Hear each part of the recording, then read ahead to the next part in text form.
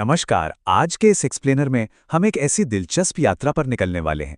सोचिए, जो बातें हमें अक्सर इतिहास के नाम पर बताई जाती हैं और जो असल में हमारे प्राचीन ग्रंथों में दर्ज हैं, उनमें कितना बड़ा अंतर है। आज हम प्राचीन भारत के भूगोल और इंसान की नैतिकता से जुड़े कुछ बहुत ही गहरे और उलझे हुए सवालों को एक साथ डिकोड करेंगे। तो चलिए इस ऐतिहासिक सफर की शुरुआत करते हैं। तो आज हम किन किन चीजों पर बात करने वाले हैं? सबसे पहले हम भारत की प्राचीन अवधारणा को समझेंगे। फिर समय के साथ भारतवर्ष का नक्शा कैसे बदला, उसे देखेंगे। इसके बाद धर्म के कॉन्सेप्ट को एक्सप्लोर करेंगे, नारायणी सेना की उस बड़ी दुविधा पर बात करेंगे और आखिर में युधिष्ठिर और उस मशहूर द्यूत क्रिया को एक नए नजरिए से समझने की कोशिश करेंगे। चलिए पहले टॉपिक से शुरू करते हैं, भारत की प्राचीन अवधारणा और कैसे कुछ कॉलोनियल यानी औपनिवेशिक मिथकों ने इसे धुंधला करने की कोशिश की। अब जरा 1880 के सर जॉन स्ट्रेची के कोट पर गौर कीजिए। वो कहते हैं कि भारत के बारे में जानने वाली सबसे जरूरी बात यह है कि भारत नाम का कोई देश ना तो है और न ही कभी था। अजीब लगता है ना? दरअसल 19वीं सदी के ब्रिटिश प्रशासक जानबूझकर ऐसी भ्रामक बातें फैलाते थे ताकि वो साबित कर सकें कि ये जमीन तो बस अलग अलग टुकड़ों में बटी हुई है और उनका हम पर राज करना एकदम सही है। यहां हमें एक बहुत ही दिलचस्प वैचारिक टकराव देखने को मिलता है।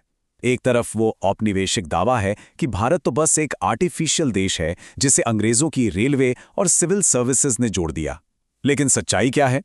सच्चाई तो यह है कि भारतवर्ष का कॉन्सेप्ट हजारों सालों से चला आ रहा है। यह हमेशा से एक निरंतर महसूस किया जाने वाला समुदाय था, एक ऐसी यूनिट जिसमें भले ही अपार विविधता थी लेकिन फिर भी एक गहरी सांस्कृतिक और स्थानिक एकता मौजूद थी। आइए अब थोड़ा आगे बढ़ते हैं और देखते हैं कि हमारे प्राचीन ग्रंथों में इस भूगोल को यानी ज्योग्राफी को किस तरह से मैप किया गया था। अगर हम सीधे महाभारत के भीष्म पर्व को ही देखें तो उसमें जो ज्योग्राफिकल डिटेल्स दी गई हैं वो सच में हैरान करने वाली हैं। उत्तर में कश्मीर से लेकर एकदम दक्षिण में केरल तक का जिक्र है। ये इस बात का पक्का सबूत है कि भारतवर्ष कोई छोटा-मोटा हिस्सा नहीं था, बल्कि एक ऐसी विशाल इकाई थी जिसने अनगिनत अलग-अलग जनपदों को अपने अंदर समाहित किया हुआ था। मतलब इसने विविधता को मिटाया नहीं, बल्कि उसे गले लगाया। और अगर हम टाइमलाइन के हिसाब से चलें तो ये ऐतिहासिक निरंतरता और भी साफ हो जाती है।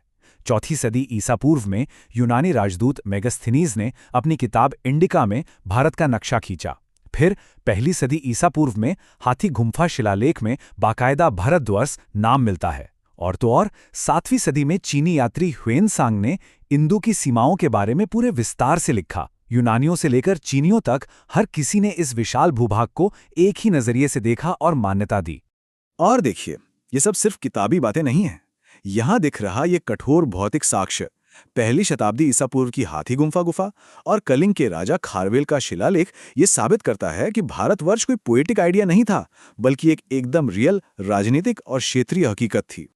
इस पूरे सांस्कृतिक परिदृश्य को जमीन पर कैसे जिया गया, इसका सबसे बेहतरीन उदाहरण 8वीं सदी में आदि शंकराचार्य की यात्राएं हैं। जरा सोचिए, सुदूर दक्षिण में केरल से शुरू करके बिल्कुल उत्तर में कश्मीर की शारदा पीठ तक पैदल अपनी इन भौतिक यात्राओं से उन्होंने इस पूरे उपमहाद्वीप को एक सांस्कृतिक धागे में पिरो दिया था, और वो भी तब जब आज जैसी कोई मॉडर्न ट्रांसपोर्ट फैसिलिटी नहीं थी।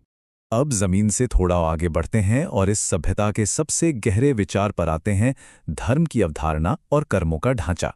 देखिए, धर्म और कर्म का ये जो कॉन्सेप्ट है ना, ये हमारी सभ्यता का एकदम कोर प्रिंसिपल है। धर्म का मतलब है आपकी धार्मिकता और आपका कर्तव्य, और कर्म आपका वो एक्शन और उसका रिजल्ट है जो समय, जगह और सिचुएशन के हिसाब से बदलता रहता है। मतलब धर्म कोई fixed black and white rule book नहीं है। आप किसी एक काम को अकेले आधार पर पूरी तरह से अच्छा या बुरा नहीं कह सकते। और सच कहूं तो यही वो बात है जो आगे चलकर महाभारत के सबसे मुश्किल नैतिक संकटों को जन्म देती है।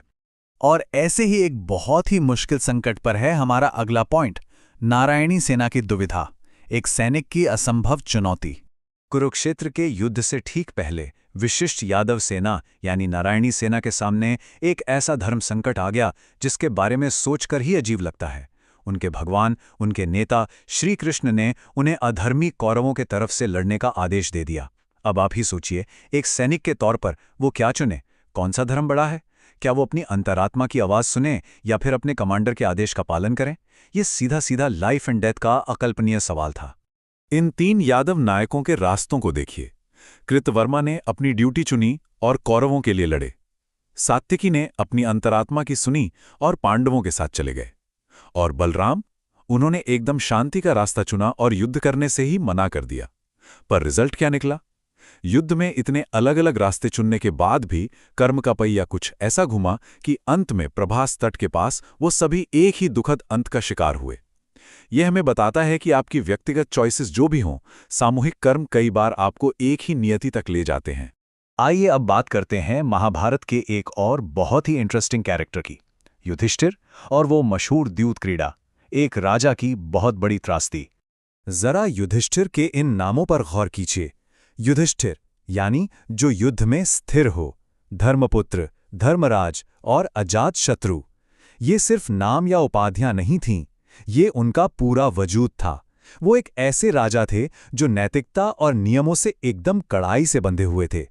लेकिन आगे चलकर आप देखेंगे कि पूर्ण धार्मिकता और आदर्शों के प्रति उनका यही अंधा और कठोर पालन ही उनका सबसे घातक दोष बन गया। हुआ ये कि राजसूय यज्ञ ने युधिष्ठिर को सम्राट यानी सभी राजाओं का राजा बना दिया। इंद्रप्रस्थ की वो भव्यता और युधिष्ठिर का वो रुतबा देखकर दुर्योधन ईर्ष्या से बुरी तरह जल उठा और बस वहीं से विनाश की वो खौफनाक साजिश रची गई। सोचिए, एक तरफ उनका इतना शानदार उत्थान और दूसरी तरफ हस्तिनापुर का वो मनहूस निमंत्रण, जिसने इतिहास की पूरी दिशा ही बदल कर रख दी। उस पासे के खेल में जो हुआ वो क्षत्रिय धर्म के नाम पर एक के बाद एक ली गई आत्मघाती डिसीजंस की लड़ी थी। नियति में विश्वास करते हुए धर्मराज ने सच में सब कुछ दांव पर लगा दिया। पहले अपना धन और पूरा राज्य, फिर अपने भाइयों की आजादी, उसके बाद अपनी खुद की स्वतंत्रता। और हद तो तब हो गई जब उन्होंने अपनी पत्नी द्रौपदी को भी दांव पर लगा दिया। शकुनी की चालों के सामने एक महान राजा का इस तरह से पतन विचलित करने वाला था। और फिर शकुनी की ये लाइन, जब कोई और दांव बचा हो तो स्वयं को हारना अनुचित है। मतलब सोचिए, उनका दुश्मन उन्हें समझा रहा है कि भाई जब तुम खुद को हार चुके हो, तुम्हारी खुद की स्वतंत्रता ही नहीं बची, तो उसके बाद द्रौपदी को दांव पर लगाना तो पूरी तरह से तुम्हारे अधिकार के बाहर और गलत है।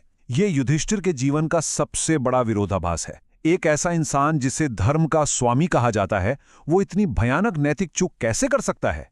तो इन सभी ऐतिहासिक और वैचारिक कड़ियों को एक साथ जोड़ने पर हम क्या समझते हैं? यही कि हमारे जैसी एक प्राचीन और निरंतर जीवित सभ्यता में अतीत कभी भी पूरी तरह से अतीत नहीं होता। वो आज के समय को समझने के लिए एक बहुत ज़रूरी कॉन्टेक्स्ट है।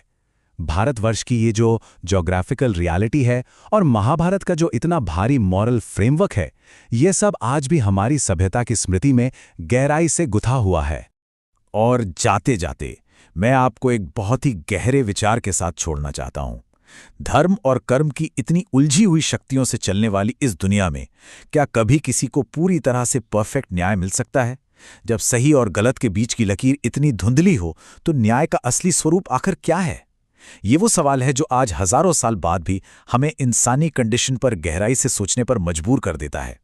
हमारे साथ इस एक्सप्लेनर में जुड़ने के लिए आपका बहुत बहुत धन्यवाद।